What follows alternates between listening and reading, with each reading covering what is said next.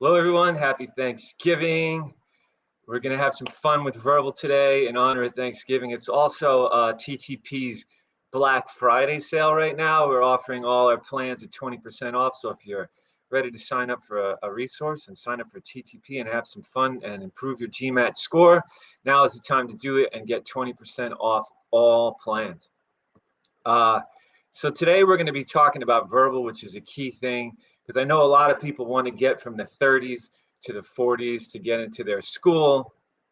So we're going to cover how to get your score from that 30s level where we all get stuck, or a lot of us get stuck, and get it into that 40s level. There's a few different angles here we're going to cover, and we're going to really nail this thing so you can know exactly what to do. So I'm ready for the presentation if you want to hit it up for me.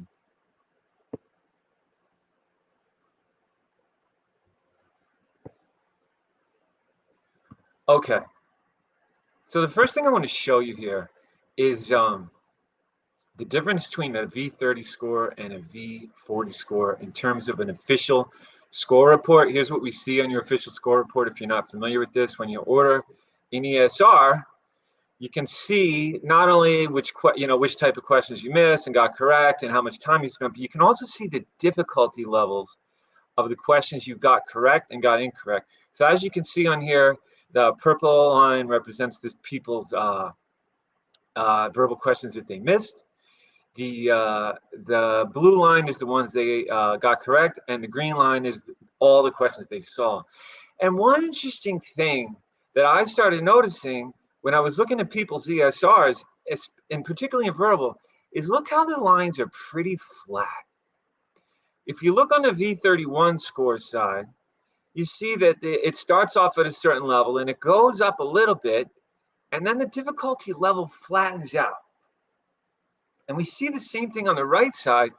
On the V44 ESR, we see that the line goes up a little bit and then it flattens out. And you see above that line are missed questions in the purple. So it starts off, goes up, and then it flattens out. So our question, one question that can really help us is asking ourselves, what would produce this flattening?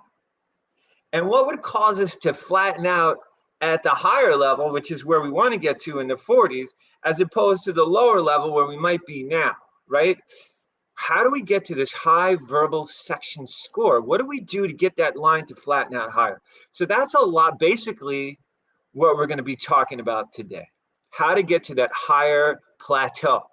Now, ideally, we get to this highest plateau, but we don't need to get into a top business school, right? We don't need to get a great GMAT score, but it would be great to get to this nice high plateau right here on the right side. So what is it going to take to do that? And that's what we're going to be talking about today. Okay, there are four main things you can do to increase your verbal score. We're going to focus on a couple of these more than others, but let's cover them all. One is filling knowledge gaps, and I think we're all familiar with this. To increase our verbal scores, of course, we're going to want to learn those sentence correction rules. We're going to want to learn the parts of arguments for critical reasoning. We want to learn the keywords for reading comprehension. And of course, we're going to go through in an organized, methodical way and learn these things. But then let's say we've done that and we're in the 30s and we want to get to the 40s. Well, one key thing we're going to do is fill any knowledge gaps we still have. And a great way to do that, really, to fill knowledge gaps, is as you're practicing. Every time you miss a question, you figure out why. And if it's a knowledge gap, a rule you didn't know, a type of argument you didn't know, a reading comprehension concept you didn't know, well, you go back right away and fill that knowledge gap as you're practicing. Now, somebody's saying that the audio is not working. Is it working for most of you? Can someone hit the comments if it is working for you? because sometimes when you're you maybe have to re-sign in again if it's working for everybody else. Okay, the next thing we can do to increase our score is learn better strategies. You know, it's so cool. There's a couple things that happen when you learn a good strategy. Number one, you know how to go through a question and do what you need to do to get it correct, so that you're not going to miss things you should be doing. You have a solid strategy. And we cover a lot of these strategies in the course for every type of, you know, whether it's sentence correction, critical reasoning, there's a different strategy for every type of critical reasoning question in the course. Same with RC. And if you have a good strategy, it makes a big difference. I can tell you from experience that even after scoring super high on the GMAT, I still am learning new strategies and we're putting them in the course. And it's so interesting to see my skills improving as well as I learn better strategies. So learning a better strategy is a definite, you know, way to increase your score. So if your score is stuck somewhere, you might want to ask yourself, well, have I really learned good strategies for all these different question types? Did I learn a good strategy for a paradox question? Have I learned good strategies for an RC inference question? Any type of question you're missing, you can ask yourself, look, you know, do I really have a good strategy for this? Or am I just doing it kind of helter-skelter? And if the answer is the latter, then certainly work on learning a better strat. You know, go somewhere. TTP course is one place you can go and learn some strategies for that exact kind of question. You'd be amazed how having the exact right strategy can help you get those questions correct. Now, these last two, improve execution and increase the level of sophistication of your thinking. I know the phone is ringing. It'll stop in a second. But we're gonna. So these last two are where we're going to focus on the most here today: improving execution and increasing the level of sophistication of your thinking, because these are huge for getting us up to that high plateau. Okay, improving your execution and increasing the level of sophistication of your thinking. Because if you think about it, a knowledge gap might make your score, your difficulty level bounce up and down. When you know how to answer a question, difficulty level goes up. And you don't know how to answer it, you miss it, right? But and learning better strategies also would be hit or miss, right? But what would cause us to have this? What would cause us to flatten out at a certain level? And this is what so many of us experience, is that we flatten out at a certain level and it just doesn't go higher. And what's going on? And I started noticing with students. I said, well, this is so interesting. These people are flattening out at a certain level. This person wants to get to 40 in verbal and he's at 35, but he's flattening out at 35. So what would cause you to have a flat curve at 35? And here's the answer. The answer is your execution and the sophistication, the level of sophistication you're thinking are huge. So let's talk about execution first. Okay. So there are a few ways to improve your execution. And the reason improving execution is going to drive your curve up to a new plateau is because execution is what gets you to get harder questions correct consistently, right? So you're going to go, if you're at that 34 level or that 36 level and you want to get to the 41 level, one thing you can do across the board is just execute better. You'd be amazed how much difference this can make. You know, here you are studying SC rules and learning all the different parts of arguments and learning keywords. And you're like, you know what? I learned all this stuff and my score is still not where I want it to be. What is going on? The more I learn, it's still not moving. And the answer is your execution probably needs to be improved. And this is really, it's amazing what a difference this can make. I've seen students go literally in one lesson, seen a student go from getting 50% of the critical reasoning questions we were looking at correct.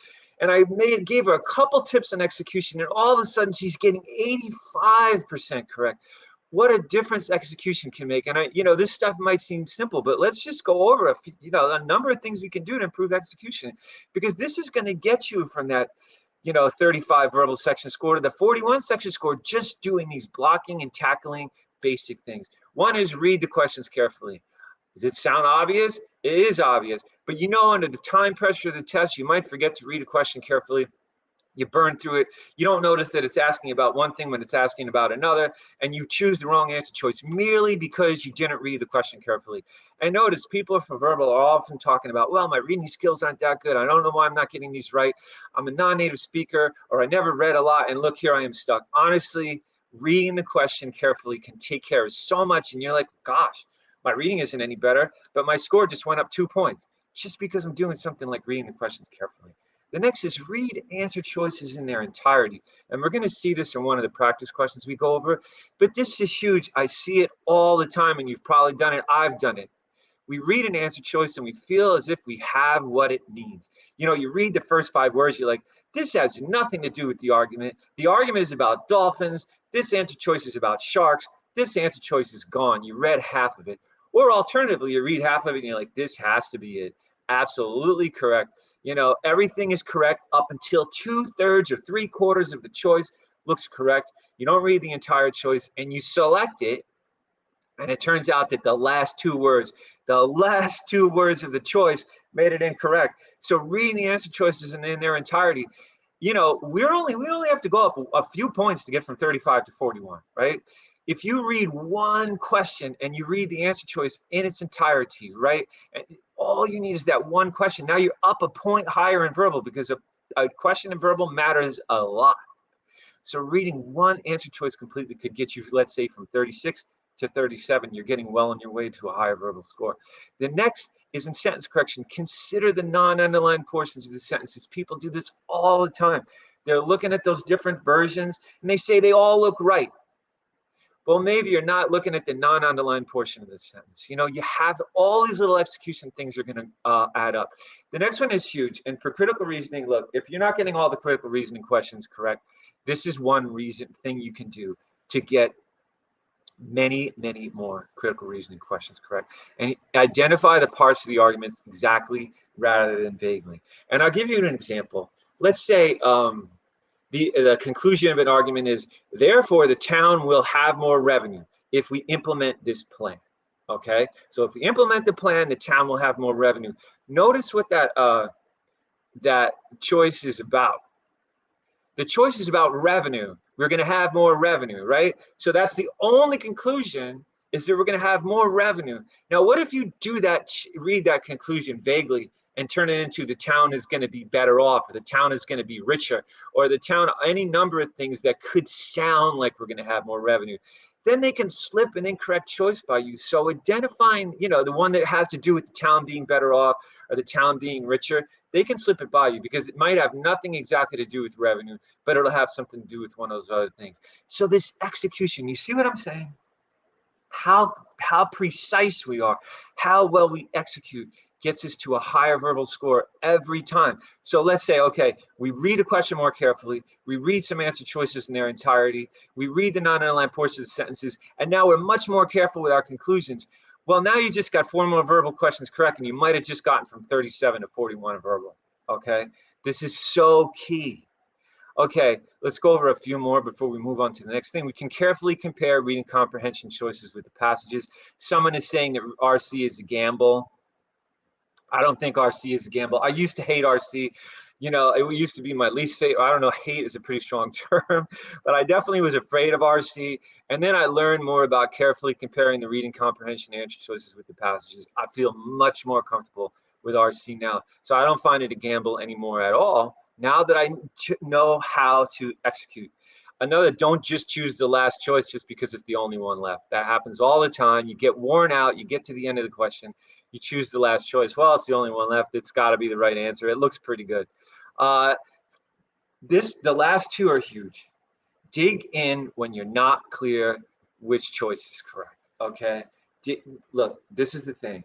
You know, you get to this question. You've eliminated those 3 easy choices. You're down to the infamous last 2 choices, right? Well, what do? You can guess. You can kind of go with what vaguely seems better. You really have to dig in and say, look, I'm not moving until I figure out which one of these choices is correct. And this is all about mentality, people. I'm telling you, I've tutored so many people, and when they finally learn to just dig in and go, look, I don't know, I don't really know which one is correct. I don't know what's correct. I'm not leaving this question until I figure it out. their scores go right up. You know, your score can go from 31 to 38 in 3 days if you dig in more with the questions. Finally, be precise in every step you take. This is the theme we're seeing in this entire list.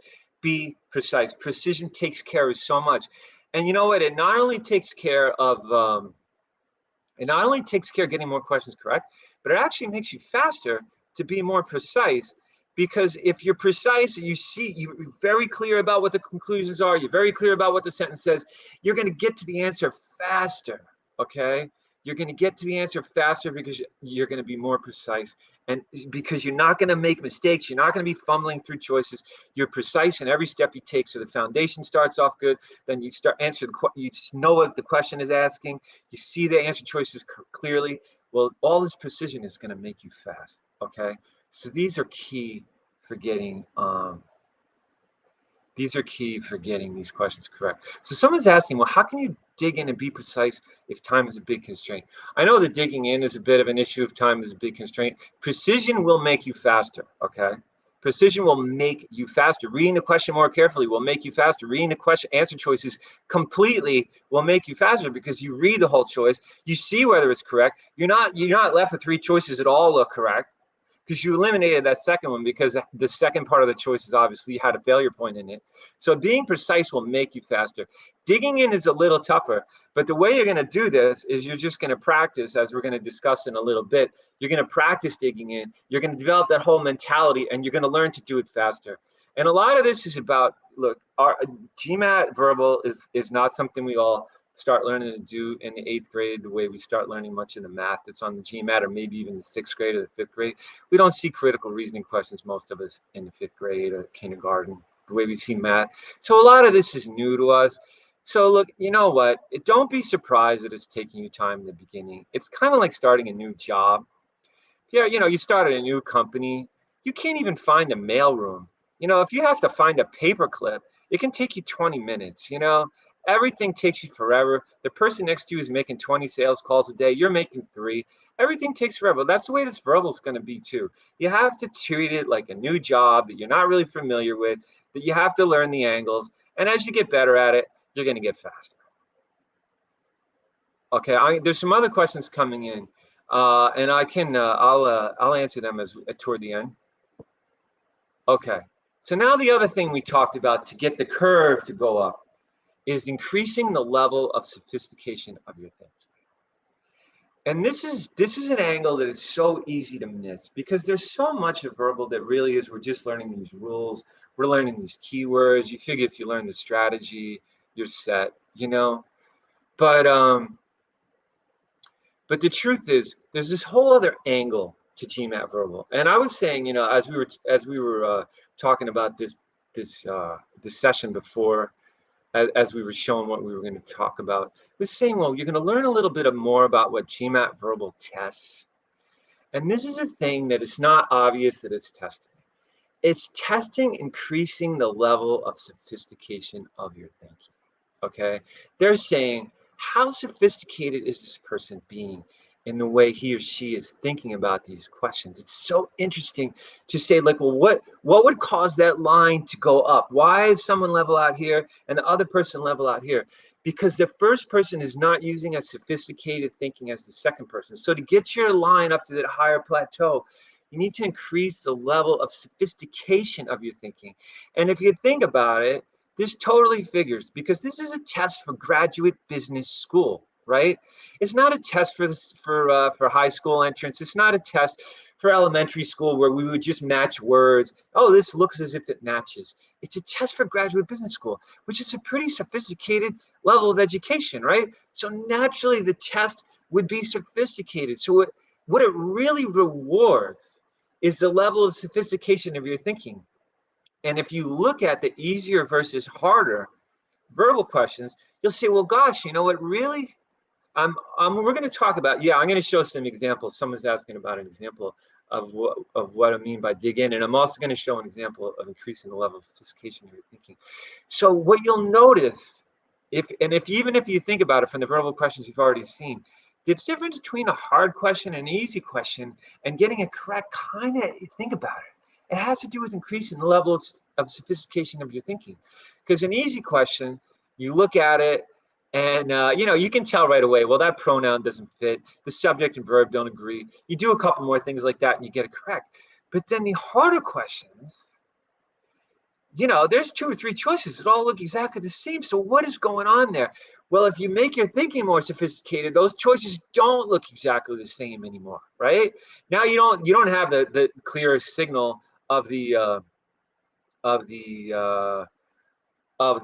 pronoun and subject verb agreement, or the obviously misplaced modifier anymore. There's something much more subtle. So here's some ideas for how we would increase the sophistication of our thinking. One is in sentence correction. We would consider the sentences holistically.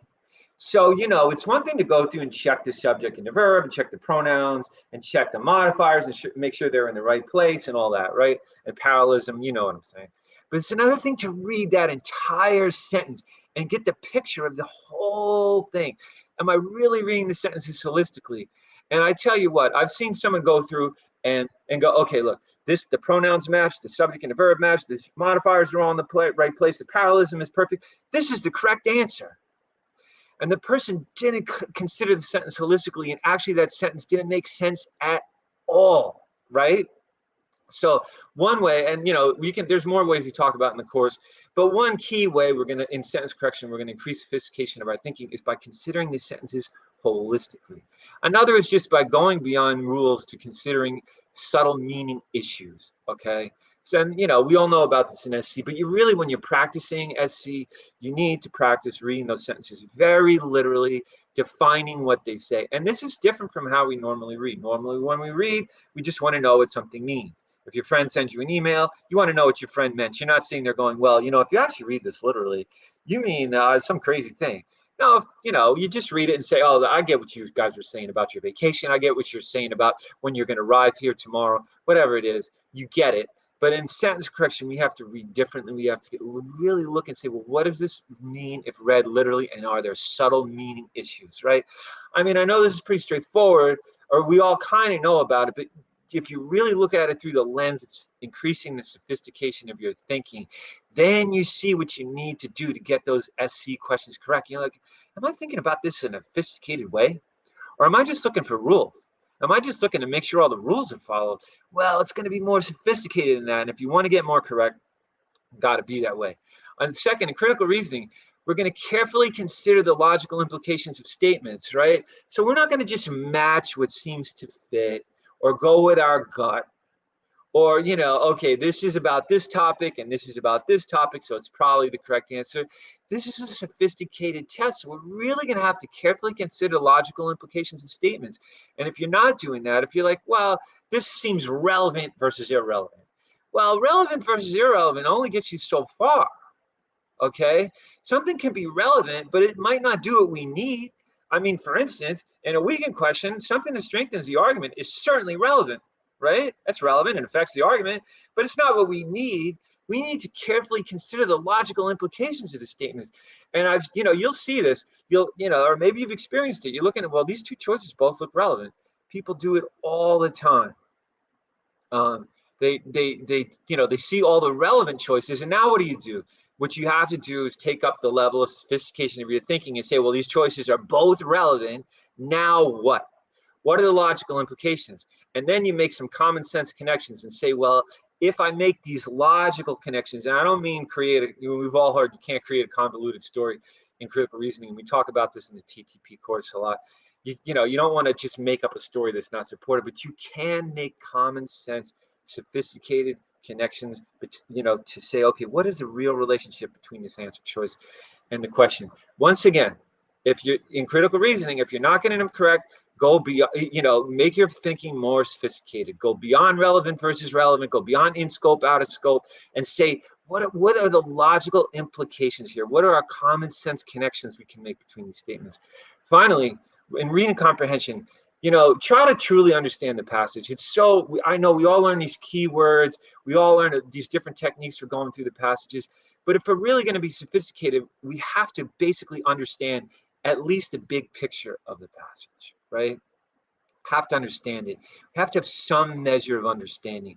Just looking for keywords, once again, think about it. If you're going through RC passages and you're like, I see, however, I see, although, I see this is a key statement, but you're not being sophisticated in the way you're using these things, that's what you need to do to take it up a notch and get into the 40s. Because to get into the 40s, you got to be pretty sophisticated in verbal. You have to really think carefully. Okay. And also in reading comp, we're going to go beyond word matching to looking for solid logical support for choices. Once again, this is word matching and saying, well, this seems to match what the passage says. I like it.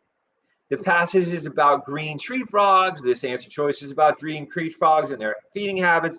It's probably correct. That's not sophisticated thinking, right? And I know it might seem obvious now that we're talking about it here, but if you think about how you sometimes read the questions, you know, you might be doing a little more of the one than the other, and take it to be a more sophisticated, you know, it is about the same thing, but this doesn't really give me what I need. It's not really supported by the passage.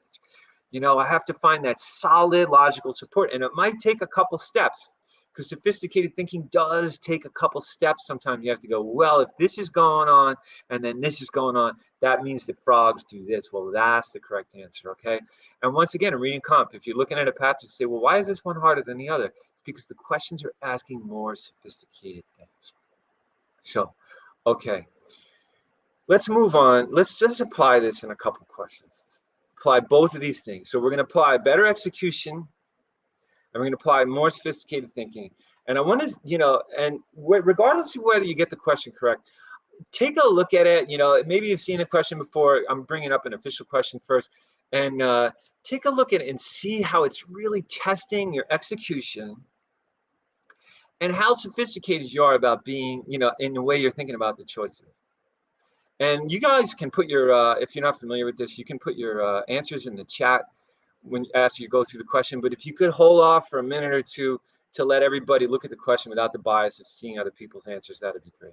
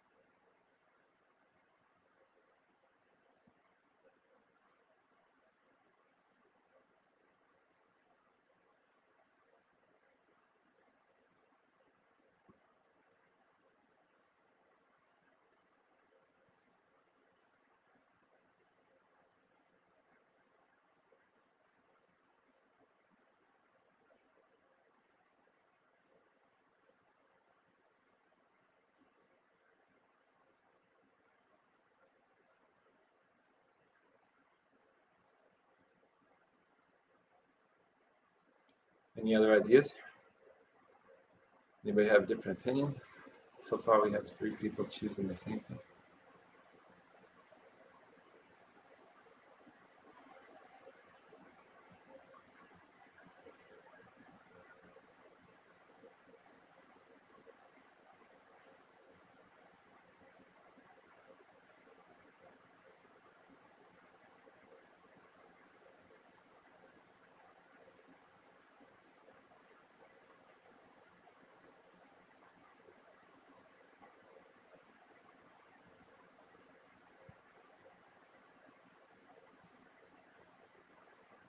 Okay, I have a question about this one. What is it? What makes it difficult? Any? Because some people are saying it's pretty difficult. At least one person so far, and other people have as well, and many people missed it.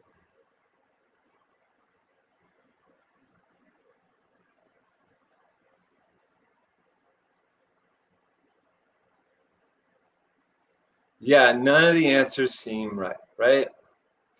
That's an interesting point. That's what makes this one difficult. So let's go through it and see what's going on. And we're going to look at it through the lens of what happens when we do it without being sophisticated and what happens if we do with being sophisticated in our thinking. So starting off the original version, which we're always going to read the entire thing, heavy commitment to an executive by an executive to a course of action, especially if it has worked well in the past, makes it likely to miss signs of incipient trouble or misinterpret them when they do appear. You know, if we look at this choice, it says makes it likely in the second line, makes it likely. What is it? The course of action is likely to miss signs. We can immediately see that that pronoun doesn't have anything to refer to because the executive wouldn't be it, right? But the executive would be who would miss the signs of incipient trouble. So that's kind of an easy out choice, A, and I didn't see anybody choose it yet. So you can see, okay, we don't have to be too sophisticated to get rid of that. Let's take a look at B. An executive who is heavily committed to a course of action, especially one that worked well in the past, makes missing signs of incipient trouble or misinterpreting ones likely when they do appear. This one isn't quite so easy to eliminate because there's no real grammatical issues. But if we look at it carefully, it says an executive who is heavily committed makes missing signs of incipient trouble or misinterpreting ones likely. So the executive makes missing signs likely? Does that really make sense that the executive is making missing signs likely? I have a feeling that that could be incorrect. Let's keep going through it. It says makes missing signs of incipient trouble or misinterpreting ones likely. Misinterpreting ones what? Signs of incipient trouble likely. It's so convoluted. I have a feeling that's a bad choice, but we'll keep it for now. How about C? Now here's where, if we're not that sophisticated, we're going to quickly get rid of C because look, it says executives being heavily committed. We see the word being. And here's one of the things we do often in sentence correction. We see, we heard what the GMAT does. Well, folks, what the GMAT does is what the GMAT did in the past, and it doesn't necessarily mean it's going to do it when you take the GMAT on GMAT exam day, right? So we've all heard that being is it's always incorrect. That's what the GMAT does. Well, the GMAT did that in a couple of questions back in like 2003, and ever since people have been saying that being is always incorrect. So we could, if we're not being super sophisticated, we see that being, let's get rid of this choice. I see being in D. Let's get rid of that too. Out of here. Being heavily committed. It sounds bizarre, especially one that has worked in the past. I don't know. I don't even see, where is the subject of the sentence? Is likely to make an executive or get rid of because of being. So let's go to E. And here's here's what could happen next. An executive who is heavily committed to a course of action is likely to misinterpret signs of incipient trouble when they do appear, especially if it has worked well in the past. That sounds pretty good. It doesn't have being. It doesn't have a crazy pronoun issue like A, right?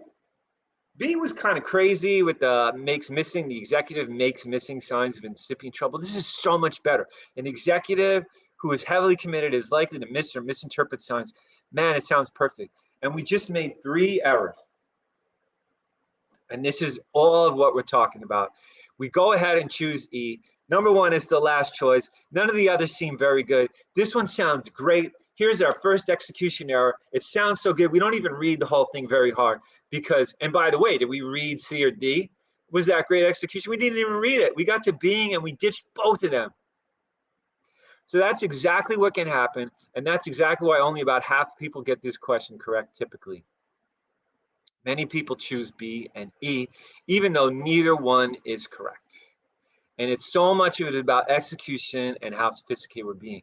Now, if we're going to be more sophisticated about this, we do something a little different. We'd start off the way we did. A is definitely out. B might be a contender, but we would not eliminate C and D just because they use the word being.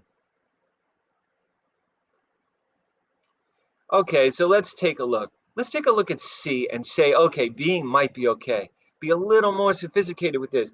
Executives being heavily committed to a course of action, especially if it has worked well in the past, makes them likely to miss signs of interpreting trouble or misinterpreting them. Well, now I see a real reason to get rid of C. Makes them likely to miss signs of incipient trouble or misinterpreting. So we have a weird list there. Makes them likely to miss or misinterpreting. It's not parallel. We're not likely to misinterpreting them, right? C is out for a very good reason now. So we've gotten rid of A and C because we're executing better. Now we really get rid of C, okay? Let's look at D, and even though it has being in it, we'll read it a little more carefully. Being heavily committed to a course of action, especially one that has worked well in the past, is likely. So what is the subject of this?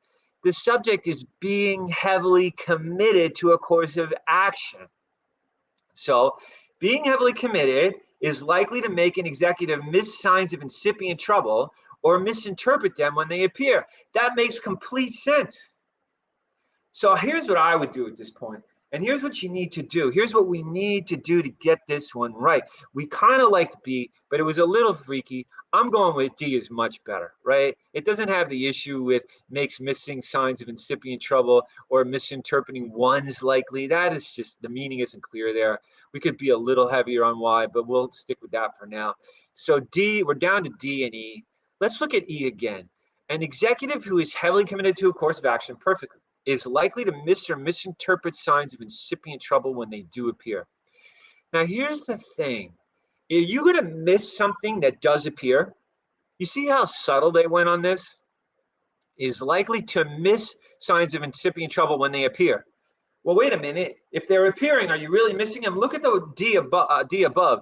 Is likely to make executive miss signs of incipient trouble, so you miss them, or misinterpret them when they do appear.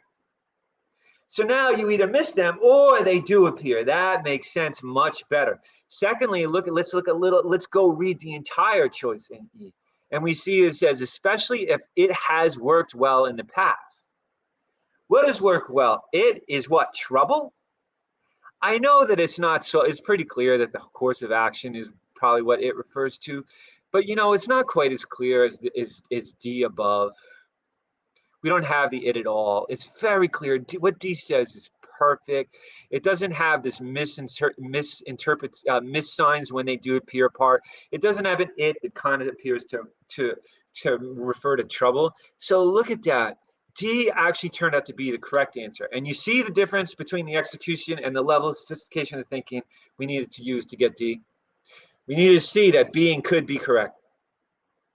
Not use that what the GMAT does rule and say, oh, this is what the GMAT always does, so I can just get rid of these choices, you know, no problem. C and D are out because they use being. No, we were more sophisticated with it. We really read the choice, and we didn't choose E just because it was the last choice and it sounded pretty good, because E does sound pretty good, and it's the last choice. It's so easy to choose E. It's a killer, right? It's so, oh, you get through these other choices, you get to E, it's like a breath of fresh air. You don't even bother to read the whole thing. You don't even bother to read the whole thing, and it sounds good. And someone's asking, can it refer to course of action? It absolutely can in E.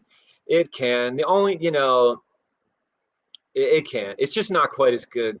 I think the real issue with E is really that we see that all the other choices are saying that you miss the signs or misinterpret them when they do appear.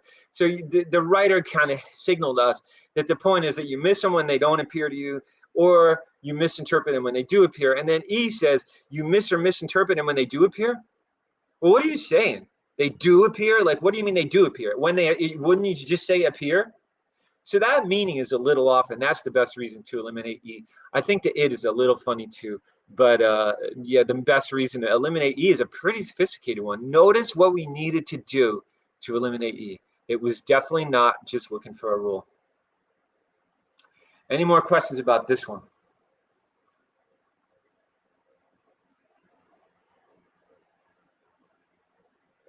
Okay, the right answer is D, absolutely D. Being heavily committed to a course of action, especially one. So being heavily committed to a course of action, then we have modifier, especially a course of action that has worked well in the past. So you're very heavily committed, is likely to make an executive miss signs of incipient trouble or misinterpret them. So he's missed them or she's missed them, but also could misinterpret them when they do appear. So you might see the signs, but you might misinterpret them. And that if you read it carefully and you see what's going on, it definitely conveys a very clear meaning very effectively, and that's why it's correct. E, once again, the issue is, if you look at it here, an executive who is heavily committed is likely to miss perfect or misinterpret signs of incipient trouble. That sounds pretty good, right? But then we say when they do appear. So why do we need do there? Like, why do we even need when they appear? Why not just say it is likely to miss or misinterpret signs of incipient trouble when they do appear?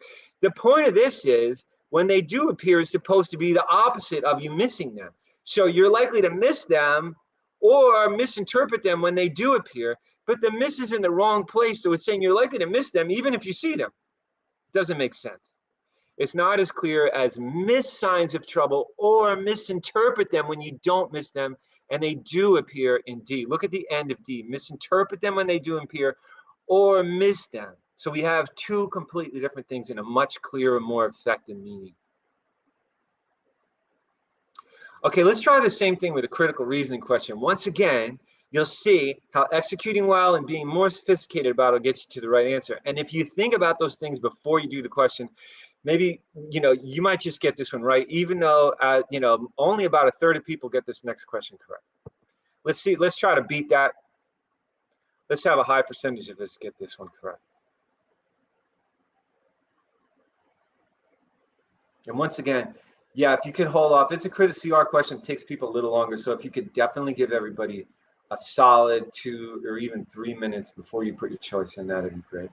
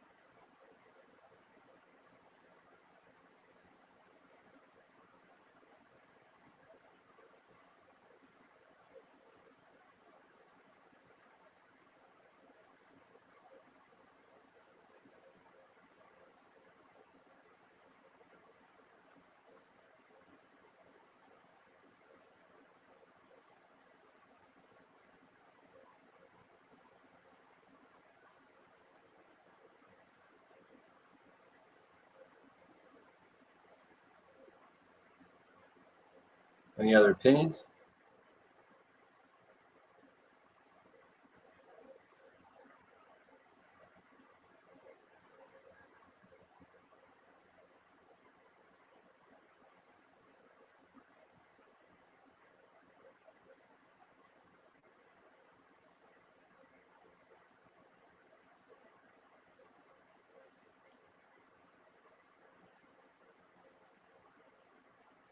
Okay, let's go through this.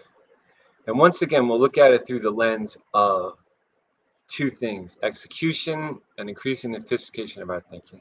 We all know also that we have to maybe fill some knowledge gaps. If you're not familiar with paradox questions, which this is a paradox question, but basically we'll focus on those two things.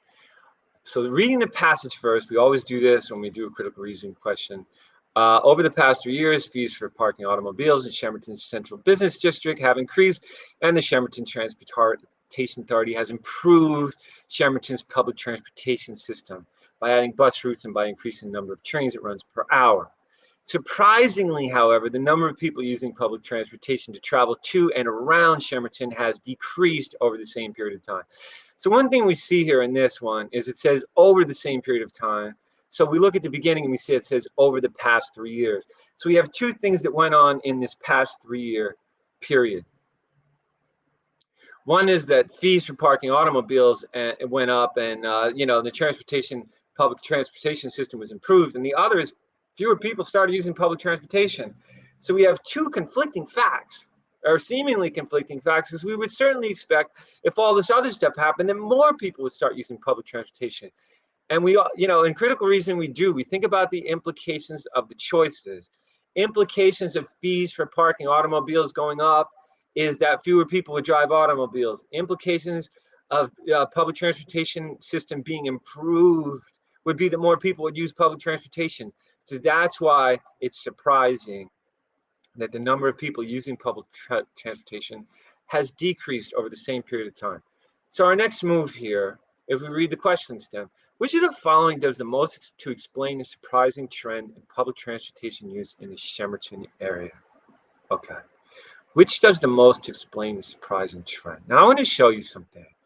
There's so many ways we could think about the surprising trend, and we have to be so careful. Or actually, there's just a couple anyway. One is we could literally read very carefully and say the number of people using public transportation, the number of people, not the percentage, not anything else, has decreased over the same period of time.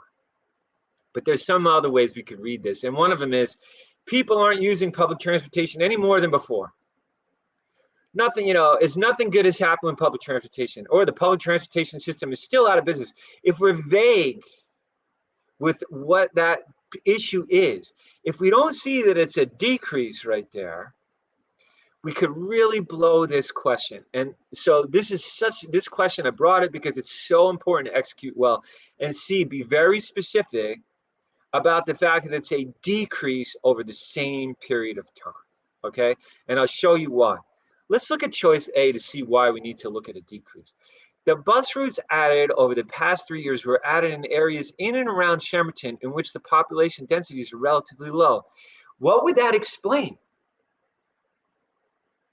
The bus routes were added where basically few people live.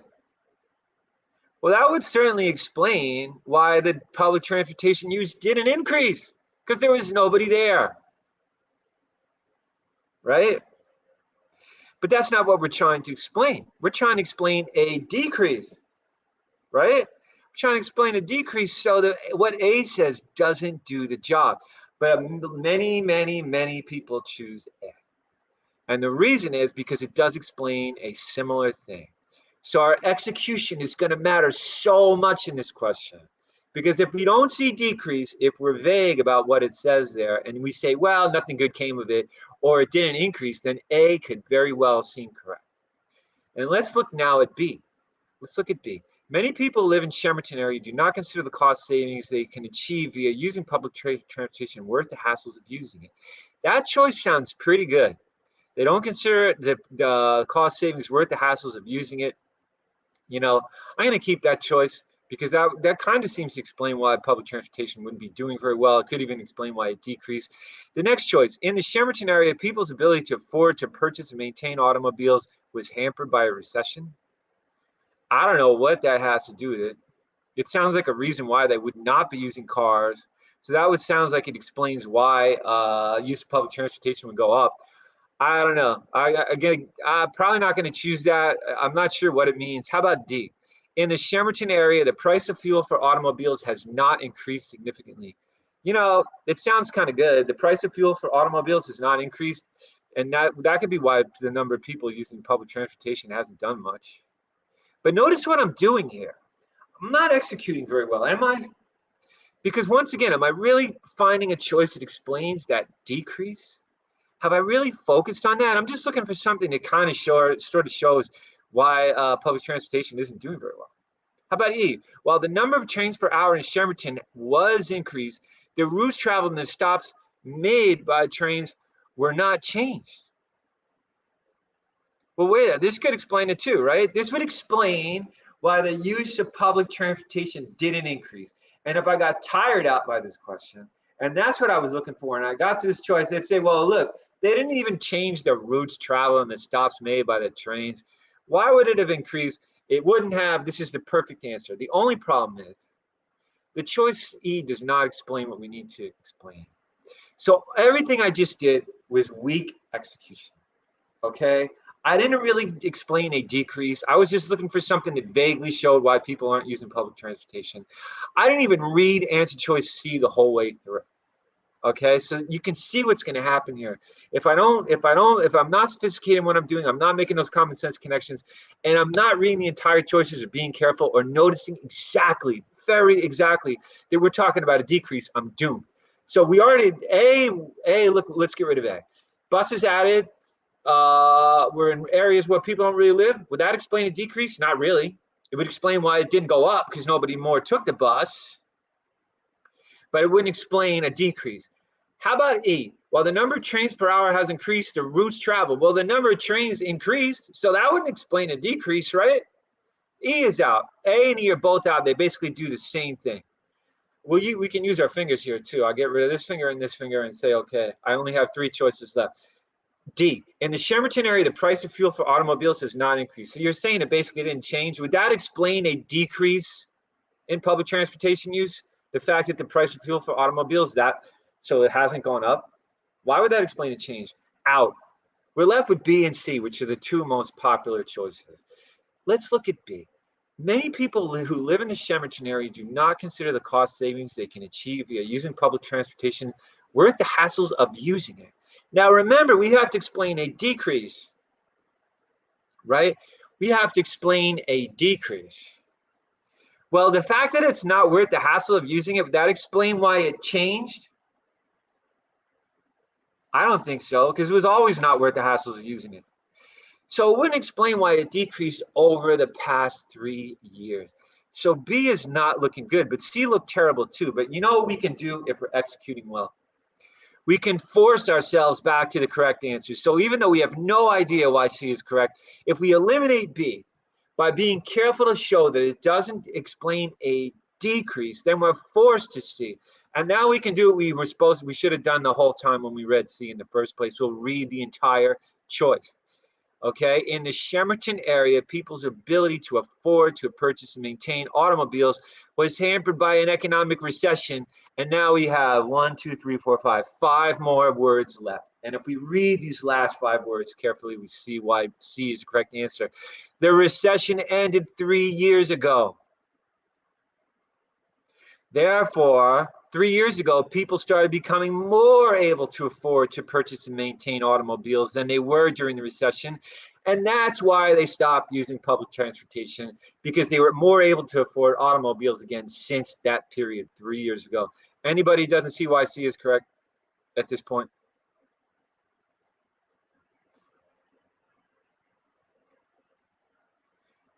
So, do you see the difference here? If we're super careful about reading decreased, and then we can carefully eliminate these choices by seeing the logical implications, None of the other choices explains a decrease. We have to be so careful. More people choose B than C all the time. This is one of the harder questions in the TTP critical reasoning course, but you can see how tight it is and why it works perfectly if we read the entire choice C. So what do we need to do? Be careful with the decrease. Then we had to see the logical implications of A, B, D, and E. And we had to do two things with C. We had to read the entire choice, because if we leave those last 5 words off, we're never going to get this right. And so many people, I use this question in lessons all the time, and I get to see people go, this choice is out. It's about a recession that has nothing to do with it.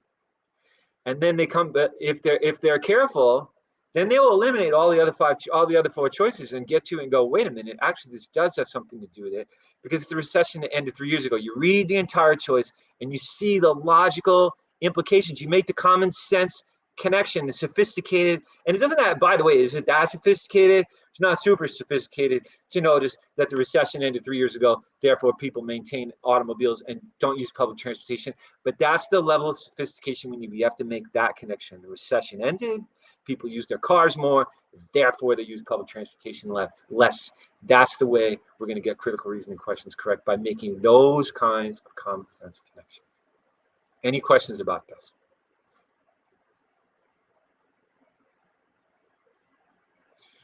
Okay.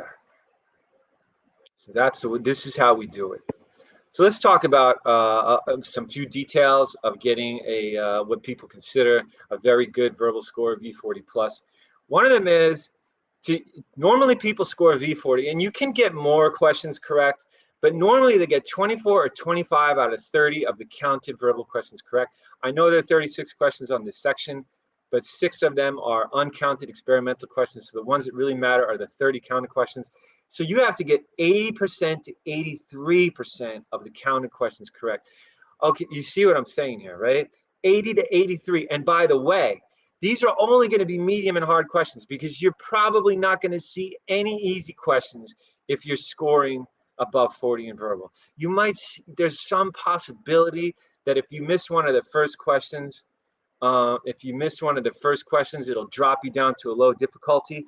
And then you know what happens if you want to get a 40 in verbal, you have to get about only 2 more questions incorrect if you see an easy question, because seeing an easy question beats your score down. I've seen someone get a 41 in verbal with 3 questions missed, or you can get a 40 in verbal with 3 questions missed. And the way you're going to do that is missing one easy question near the beginning, or missing a medium question. I don't think you can miss an easy question and get a 40 in verbal, but maybe if you miss one medium and one easy, then you could draw. If you miss no more questions the whole way through, I guess you would get a 40 in verbal.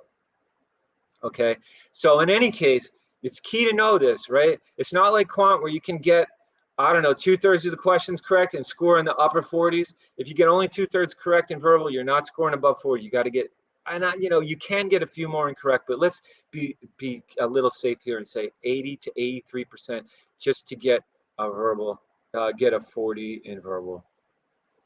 Okay. So with that in mind, what are we going to do to get to that level? Okay. Well, one thing we're going to do, and I wonder if when we're practicing, we have to hit these accuracies if you want to score above 40 in verbal. Okay. And you can do it untimed, but you have to get basically 100% of the easy questions correct. And that, I mean, you don't have to get them off in the beginning of your training, obviously.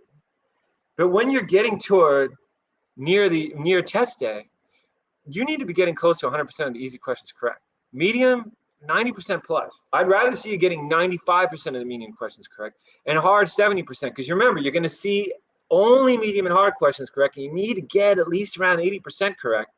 So if you want to average medium and hard and get 83% correct, you need to be getting 90% of your medium questions correct, 70% of your hard questions correct. It could be a little less than that on the medium side, but you basically see what I'm saying.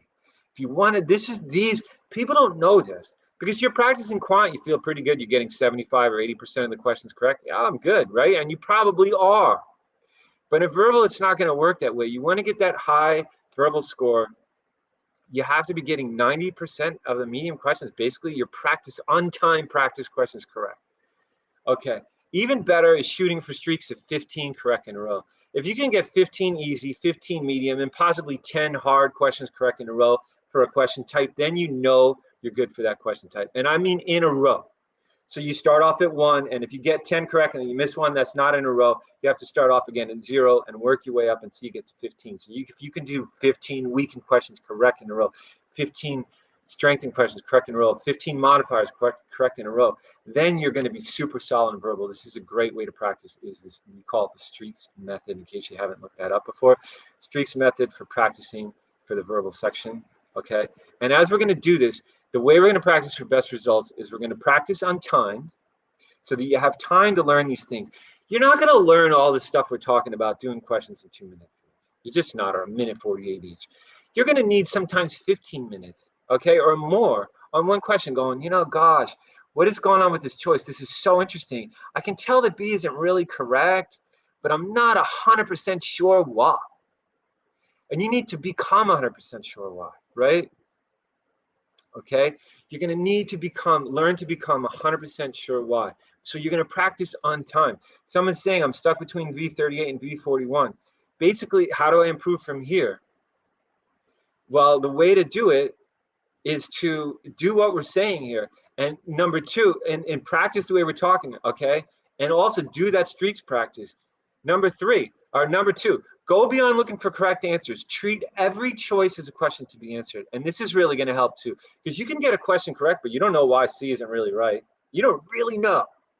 And even if it's an easy question, there's so many easy questions I've seen in the OG, so neat, that you can look at a question and, well, I definitely know B is incorrect, but C might have a cool meaning issue that most people don't even see because it's so easy to get the question incorrect. Treat every choice as a question to be answered. Analyze every choice, figure out exactly why that choice isn't correct, okay? That's going to get you from the 38 to 41 level to the 46 level or higher, because you're going to understand every detail. You're going to understand why every single kind of choice is incorrect. Number 3, do not guess when you get to the infamous last 2 choices. Don't give up on a question. Dig in. And you know, someone asked me, what do I mean by digging in? And I forgot when we were going through those questions. But if you recall, the one with the executive one, it was so easy to go for E. But if you really weren't sure, you're looking at, you know, this reads funny, it sounds weird. What do I do to dig in here and say, why don't I choose this choice? And then you have to go back and say, look, I see that the meanings are a little different. Maybe this being thing is really correct in C and D. You have to really dig in and say, you know what, I'm still not sure of my choice. I'm still not sure in that Shemerton question. You know, you could have looked at the Shemerton question, by the way, and saying that A and E basically say the same thing. So you're getting ready to choose Z, but then you have to dig in and go, man, I think A and E basically say the same thing. So how could E possibly be correct? You have to say, I'm not done with this yet. And then you go through and you reread C and you see the whole choice and you read all the way to the last, and that's how you're going to dig in and get these correct. Okay, so you don't guess when you get to the infamous last 2 choices. If you guess between the last 2 choices, you can get 50% correct. If you have a vague ID, you get 60% correct. You're not learning a thing. You're not going to get 40 in verbal by guessing between the last 2 choices, right? So if you're doing that, don't do it anymore. If you're not 100% sure your choice, stick with the question. It's a practice question. Stick with it for 20 minutes if you have to. Figure out, look at the differences between the choices. Say, you know, whatever it is. Look at the key. We were looking at that executive question. We were looking at D and E. What on earth is the difference between these 2 choices? Why is one better than the other? And we finally saw that misinterpreting when they do appear apart, like how that slight difference between the choices made the difference.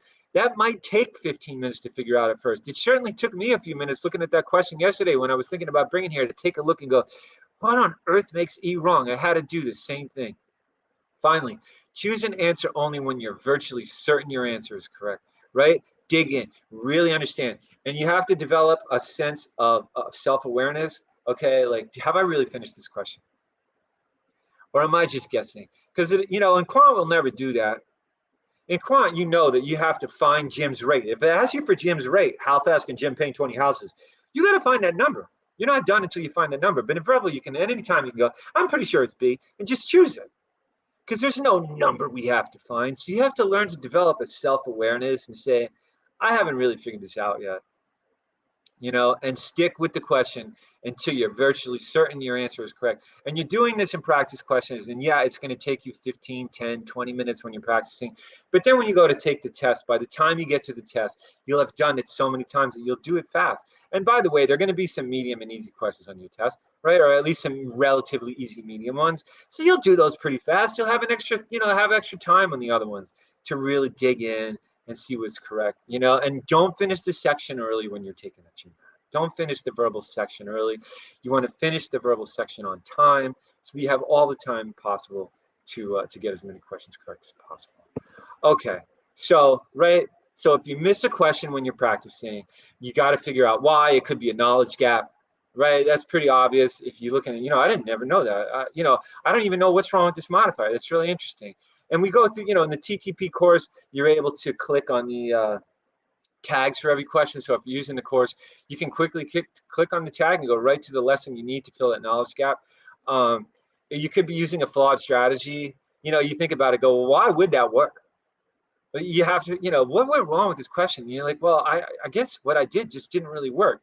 And this is key to pick up on, because otherwise you'll end up taking the test and be like, you know, I felt really good when I took the test, and then I got my score and it was 10 points below what I thought. When that happens, your strategies are probably flawed because you did everything you thought was correct. And this happens all the time. You've seen it, I'm sure, in people's debriefs, where they say, you know, I thought I did everything. I felt really good going through the verbal section, and then my score came in, it was 7 points lower than I expected. Well, because their strategies were flawed. So even though they were doing what they thought was the right thing, the strategy didn't work. Finally, you get a flaw in execution. You go, you know, man, I really should have stuck with that question, that choice E. I shouldn't have ever chose that. I was just slacking off and choosing the last choice, or any of the other types of flaws in execution. I didn't really read that whole answer choice. If you figure out, you know, if you miss a question, figure out why you did it immediately when you're practicing. Why did I miss it? And address that issue. Go back and fill that knowledge gap, okay? Go back and figure out, go learn a strategy. Figure out how to fix that flaw in your execution. Become aware of what you do. This is, all these moves are going to add up. You go from the V30s to V40. Finally, in the process of achieving, and I mentioned this before, in the process of achieving high accuracy, you will also develop speed, okay? And this is the key thing. Someone was asking, so how am I going to, you know, be fast enough? I have all these time constraints.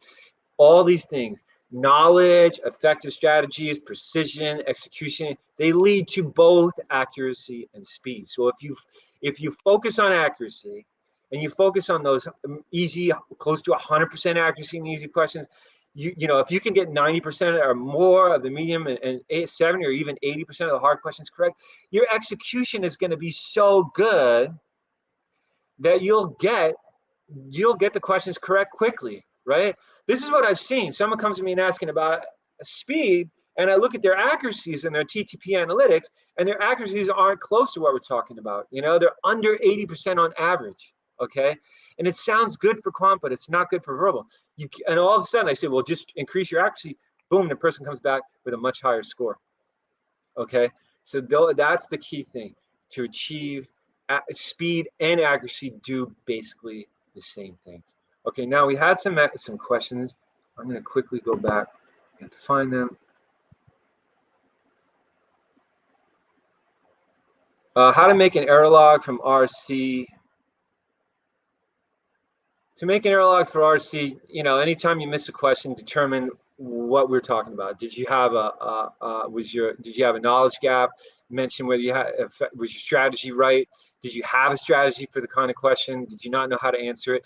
Was there an execution issue? If so, what kind of execution issue was it? And, you know, put that for every RC question you miss, and then go back and look for patterns. What type of resources do generally GMAT questions, you know, social science, RC questions will come from social science. A lot of them come from science. You know, a lot of people have trouble with what they call the denser science passages. I had such a great time reading Science Daily. It's a really fun publication online. Scientific American is another good one. To just read these scientific passages and get the hang of the pattern of them, how they demonstrate different things.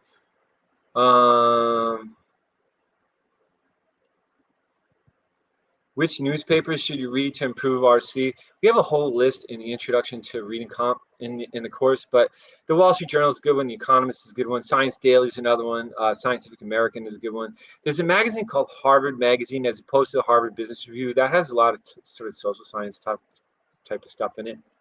So any of those are good.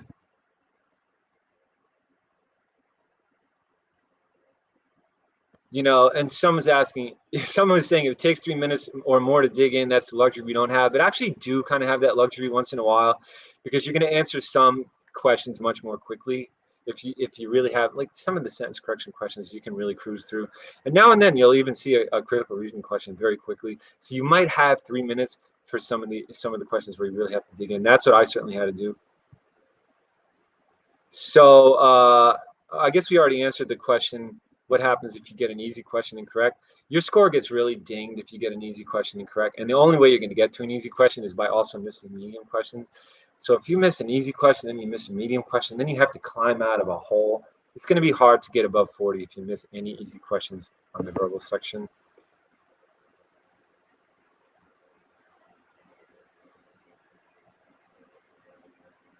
I guess. Yeah, someone's saying, absolutely get anxious during the test. Yeah, so if you get anxious during the test, you can, there's some great posts on anxiety on the TTP GMAT blog. You can go check out those for reducing test anxiety. One thing that really helps is visualizing before you take the test, because even visualizing taking the test, visualizing being the test center, visualizing the test in front of you can make you anxious, and you can learn to reduce that anxiety and ride it out without actually even taking the test. You can practice dealing with that anxiety. And another thing you can do is focus on the question in front of you. Anxiety comes in waves, and so if you focus on the question in front of you, the waves can pass, and you just let those waves pass while you're focusing on the question in front of you and working on it. It's amazing. You're directing your energy at the question instead of directing your energy at anxiety, because anxiety is actually sort of a set of unconscious behaviors. So basically, yeah. I mean, someone's asking, I've been stuck at V30 to V34 for the last 6 or 7 weeks. You're going to break the plateau by doing everything we're saying, practicing for super high accuracy on time. Do the on-time practice until you get those accuracies, until you get those 15 questions in a row. I guarantee, even if it takes you half an hour to get them right, you will be developing the habits you need. You'll be going through the motions you need to go through to get questions correct. And then, and if you miss a question, well, was it a knowledge gap? Then go fill the gap. Keep filling gaps. Keep developing those skills until you're achieving those high accuracies. Then to work on speeding up. I guarantee you'll go from your V34 to the V40 plus if you use that method. Use everything we're talking about here. Okay. Any more questions? I guess our time is kind of running out, maybe even a little over, depending on what you're expecting. Check them out. You check, so you're asking about the Harvard Business Review. It could be good. I haven't read it a lot. Some of them seem really good. I don't know how applicable those are, but you could check them out. And as I was saying before, the TTP courses, we're having our Black Friday sale in honor of Thanksgiving and Black Friday. As like everyone else, we are having a Black Friday sale right now. So you can get 20% off all TTP plans. If you were thinking about signing up for the course or you want to resubscribe, this is a great time to do it. And you know what? The verbal course is super comprehensive. We're getting so many people coming through and getting high verbal scores using the course. And of course, we support you the whole way through your prep. So you really can, if you're having any issues as you're going through, we support you and figure out what you can do to get to your score. Obviously we're getting people, y'all know about Dalal, also Joseph here got a V51. So we're getting plenty of people coming through using the course and getting great scores. And you can try, if you're not familiar with the course, you don't even have to sign up and subscribe right away. You can try it for 5 days. It's an all-encompassing trial for $1. You can see the whole course. So there's none of, we don't cut off sections of the course and show you a couple chapters. You can go through the whole course, see everything, make sure you like it before you use it. So I recommend doing that if you haven't done it. I certainly did that when before I joined TTP. So my students all started using this course, Target Test Prep. And I'm looking at it and going, well, that's pretty cool. So that's why I joined Target Test Prep, because I felt like It is the best, and it really does help you rock the test. So without further ado, I thank you all for coming out. It's really fun. I love this verbal stuff. I think it's a cool game. And I think if you use all the techniques we worked on today, you'll definitely improve your verbal score and get to your 40 plus verbal section score and get to that total GMAT score that you've been looking for. So have a great rest of your weekend. Until next time.